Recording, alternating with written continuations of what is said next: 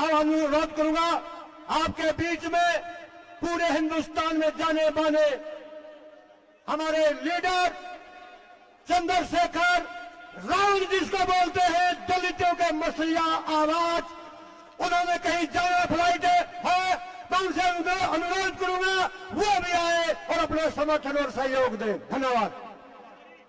तालियों से बजाएं, तालियों से स्वागत।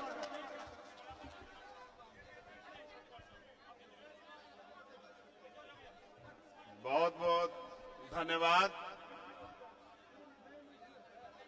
मुडलाना की ये धरती जहां आज देश की बेटियों के समर्थन में जो पंचायत है, उस पंचायत में पहुंचे इस क्षेत्र के और आसपास के सभी क्षेत्रों से आए लोगों का बहुत बहुत धन्यवाद। क्योंकि ये हक हकूक की और पगड़ी की लड़ाई है, तो मैं इस मंच का और इस मंच के जो आयोजक हैं, जिन्होंने मुझे और इस मंच पर उपस्थित सभी साथियों को यहां बुलाने का प्रयास किया, हमारे भाई जयंत चौधरी जी, हमारे गवर्नर साहब सतपाल मलिक जी, गुरनाम सिंह चड़ूनी जी, भाई पुष्पेंद्र जी,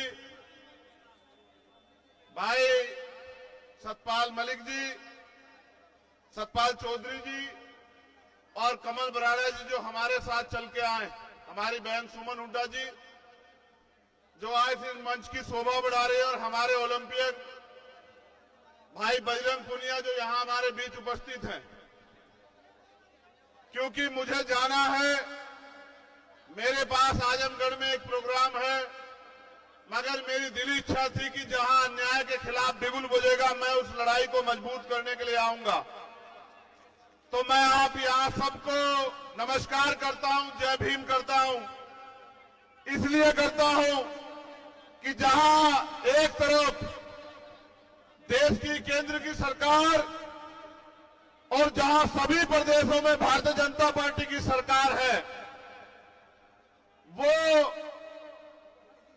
इस अन्याय के समर्थन में खड़ी है, वहीं इस देश की किसान कमेरी कौम जो हमेशा से अन्याय के, चाहे वो अंग्रेजों का अन्याय हो या किसी और का अन्याय हो, जिन्होंने हमेशा मुकाबला किया, उन कौमों ने फिर मान सम्मान और पगड़ी की इस लड़ाई में आवाज दी है। उस लड़ाई को मजबूत करने की जिम्मेदारी हम सबकी है। मैं यहां मंच पर और मंच के सामने आसपास के माहौल को भी देख रहा हूं। बहुत गुस्सा है लोगों के अंदर, बहुत तकलीफ है लोगों के अंदर। अगर आज ऐलान हो जाए तो दिल्ली में बैठे बादशाह को यह खबर लग जाएगी कि कुछ ही घंटों में जो है सारे बॉर्डर सील करने पड़ेंगे। ये ताकत है किसान कमेरों की। लेकिन सवाल यह है कि आज मुकाबला किससे है और आज हालात क्या है, इसको भी समझना और देखना पड़ेगा। अगर मुकाबला उन लोगों से होता जिनमें चरित्र है, जिनका जमीर जिंदा है, जिनके अंदर इंसानियत है, तो मुझे लगता है उनसे मुकाबला करने के लिए पहलवान काफी थे। लेकिन मुकाबला उनसे है जो बहन बेटियों की आवाज को, इस अन्याय को दिल्ली की कुर्सी में बैठ के नहीं देख रहे हैं या देखने नहीं चाहते। मैं ना उनको ताकतवर मानता हूं और ना ही मैं ये मानता हूं कि उनके नेतृत्व में देश की बहन बेटियां सुरक्षित हैं। आपने देखा आज जब हम लोग इकट्ठा हुए, हमारा दर्द यह है कि 28 मई को क्या हुआ। जब 28 मई को वो बेटियां जिन्होंने देश का नाम रोशन किया, जब वो 28 मई को महिला पंचायत के लिए निकली, तो उन्हें क्या सहना पड़ा, किस तरह से गुंडों जैसा बर्ताव उनके साथ हुआ, और पूरी सरकार ने हमारी पगड़ी का तमाशा देखा और हमें बेइज्जत किया दिल्ली से। उस अपमान को हम लोग नहीं भूले और इसलिए आज जमीन पे हमारे लोग यहां इसलिए बैठे हैं, चाहे वो उत्तर प्रदेश से चल के आए या पंजाब से, हरियाणा से या राजस्थान से, वो इस सरकार को इस अपमान के खिलाफ बगावत का ऐलान करने के लिए आए हैं कि हम किसान कमेरे, हमारी पगड़ी हमारी इज्जत है, हमारी बहनें हमारी मां उनका सम्मान, और अगर हम अपनी बहनों के सम्मान की रक्षा नहीं कर पा रहे हैं तो हमारा जीवन बेकार है। यह ऐलान करने के लिए आज हम लोग यहां आए। और जो झूठ तमाम तरह का फैलाया जा रहा है कि एक जाति के लोग लड़ रहे हैं, ऐसा झूठ किसान आंदोलन में भी फैलाया गया। ऐसा झूठ हर आंदोलन में फैलाया जाता है, लेकिन आप किसान आंदोलन का भी परिणाम याद रख लो। अगर अब नहीं मानेंगे तो कुछ दिनों में मानेंगे, लेकिन आपकी किसान कमेरों की ताकत के आगे ये तानाशाही सरकार झुकेगी और वो आरोपी भी अरेस्ट होगा, वो जेल भी जाएगा, उसको सजा भी होगी। ये बात आप याद रखना। ये किसान कमेरों की धरती भी है और बाबा साहब अम्बेडकर, सर छोटू राम, चौधरी चरण सिंह जी, वो तमाम महापुरुष जिन्होंने अपने इस किसान कमेरे वर्ग के हक अधिकार की लड़ाई लड़ी, आज उनकी एकता को बुलंद करने के लिए हम लोग आए। और हम ये मानते हैं कि सरकार से बिना एकता के नहीं जीता जा सकता है। वो एकता जो इनकी जड़ें उखाड़ देगी, और वो एकता एकमात्र एकता है किसान कमेरों की एकता। गांव में रहने वाला किसान कमेरा जो एक दूसरे का साथी है, अगर वो एकजुट हो जाएगा, भाईचारा बनाएगा, इनकी नफरत के एजेंडे में नहीं आएगा और हक हकूक की लड़ाई सड़क पे लड़ेगा, अपने नेताओं के, अपने लीडर के हक हकूक उनके निर्देश में काम करेगा, तो मेरा ये मानना है कि आज नहीं तो बहुत जल्द ये सरकार घुटनों पे आएगी और देश के प्रधानमंत्री फिर से माफी मांग किसानों से, कमेरों से, महिला पहलवानों से, हमारे पुरुष पहलवानों से, हमारे कोचेस से, सबसे माफी मांगेंगे और ये कहेंगे कि हमने गलती की, हमने गुंडेगार आरोपी का साथ दिया। और मेरा ये मानना है जैसे जैसे आपकी पंचायत बढ़ेगी, जैसे जैसे आपका झंडा डंडा एकजुट हो जाएगा, वैसे वैसे वो दिन करीब आता जाएगा। मुझे एक शिकायत है आपसे और ये कहना जरूरी है।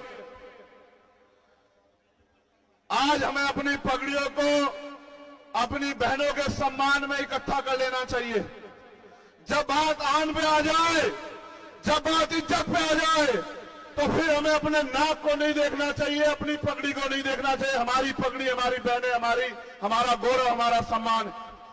मैं ये बात आपसे इसलिए कह रहा हूं कि हालात देखिए, अगर हम अपनी बहनों के सम्मान की रक्षा नहीं कर पाए तो घर जाके अपनी बहन बेटियों को क्या जवाब दे पाएंगे, ये भी सवाल आप अपने आप से करना। आज हमें अपनी पगड़ी की नहीं, अपनी एकता को मजबूत करने की जरूरत है। हमें सर्वे सर्वा बनने की नहीं, हमें अपने हिस्से में इस जीत को लेने की नहीं। ये बहन बेटियां हमारी पहलवान जीते, उनके आंसुओं का मोल हो और फिर कोई ताकतवर हमारी पगड़ी से ना खेल पाए, इस बात का भी ध्यान रखना है, इस बात की भी इज्जत रखनी है। आज ये जिम्मेदारी हमारे कंधों पर है सब लोगों के। इसलिए मैं आपसे कहना चाहता हूं, अगर वाकई में जीतना है तो एकजुट होकर लड़ो। और हमारे पास गार्जियन के रूप में गवर्नर साहब बैठे हैं। 2-3 मसले जो उन्होंने उठा रखे हैं, चाहे वो पुलवामा का हो या किसानों के लिए एमएसपी की गारंटी का हो या मजदूरों के लिए न्यूनतम वेतन का हो, वो तभी कामयाब हो पाएगा जब हम इकट्ठे होकर इस लड़ाई को लड़ेंगे। वरना टुकड़ों में बट के हम कभी जीत नहीं सकते हैं। मैं आपको अपने समाज की तरफ से, किसान कमेरे समाज की तरफ से गारंटी देता हूं कि जहां इस सम्मान की लड़ाई में, बजरंग यहां बैठे हैं, आप पूछ लो, जिस दिन से हम लोग लड़ना हमने शुरुआत किया था, एक दिन मुझसे गलती हुई क्योंकि हमारे लोगों ने झारखंड में सभा रखी हुई थी। मैं ऐलान करके कह रहा हूं, देश के प्रधानमंत्री जी सुनेंगे, अगर उस दिन मैं वहां होता, मैं बहुत दुखी हूं इस बात से। मैंने कहा झारखंड के मंच पर जब मैंने सुना, तो किसी ताकतवर को मैं अपनी बहनों के सम्मान से नहीं खेलने देता। उस दिन जो हुआ वहां, मुझे उस बात की टीस जीवन के आखिरी क्षण तक रहेगी कि किस तरह खून के आंसू इन लोगों ने रोए। लेकिन उसका बदला लेना, उसका एकमात्र कारण इस तरीका यही है कि हमें उस किसान कमेरे की आवाज को मजबूत करना है। और मैं आपसे कहना चाहता हूं, हमारे खाप के लोगों से मैंने कहा कि इकट्ठे होके लड़ो, इकट्ठे होके। अगर फिर दोहरा रहा हूं, मुकाबला ईमानदार लोगों से होता तो पहलवान बहुत है, और मुकाबला अगर गुंडों से, मवालियों से, तानाशाह से है, तो इतिहास गवाह है भारत का कि जिन्होंने अंग्रेजों के दांत खट्टे किए वो इस सरकार के दांत भी खट्टे करके दिखाएंगे, इनकी तानाशाही के दांत भी खट्टे करके दिखाएंगे। और एक पंचायत की घोषणा हुई तो आपने देखा कि उनकी पंचायत कैंसिल होगी। जिस दिन आपने ऐलान कर दिया कि इकट्ठे होकर दिल्ली की तरफ चलेंगे, उस दिन वो पुलिस गिरफ्तार करके उसको जेल भी भेज देगी। आप मेरी बात को याद रखना। बस मैं आपसे ये कहने के लिए आया हूं, और यहां जो हमारे सम्मानित नेता है भीम आर्मी आजाद समाज पार्टी के, उनसे भी कहना चाहता हूं, ये हक हकूक की लड़ाई है। मैं आपसे कह रहा हूं, बुलावा नहीं भेजा जाएगा। कोई पंचायत हो, तन मन धन से और इतनी ताकत से लड़ना का इतिहास आपको याद रखे कि आपने बहनों के सम्मान की रक्षा करी। और जहां आवाज देगी पंचायत, फिर कह रहा हूं, इकट्ठे रहना, एकजुट रहना, बंद मुट्ठी रहना। जहां आवाज देगी, जहां किसान कमेरों की आवाज पे पसीना बहेगा, मैं आपसे वादा करता हूं कि अपने खून के एक बूंद बहनों के सम्मान में हम लोग देने का काम करेंगे। और अगर आप पंचायत ऐलान कर दे कि खींच के लाना है, मीडिया के लोग सुन लेना, तो इतना दम भी रखता है कि खींच के भी लेके आएंगे। इस बात को भी आज याद रखना, क्योंकि संविधान को मानते हैं, कानून को मानते हैं, इसलिए चुप है। अगर संविधान कानून को ना मानते, किसी को इतनी इजाजत नहीं देते कि हमारी पगड़ी से खेल ले। वो बहनें हमारा गौरव थी, है और रहेगी। और उनकी तरफ, उनके सम्मान पे आग उठाने वाले याद रखें, सत्ता के दम पे ताकतवर हो, तुमसे सत्ता भी छीन लेंगे, तुम्हारा घमंड भी छीन लेंगे। याद रखना। बहुत बहुत धन्यवाद। जय जवान, जय किसान। हमारी एकता जिंदाबाद, किसान का मेरा जिंदाबाद।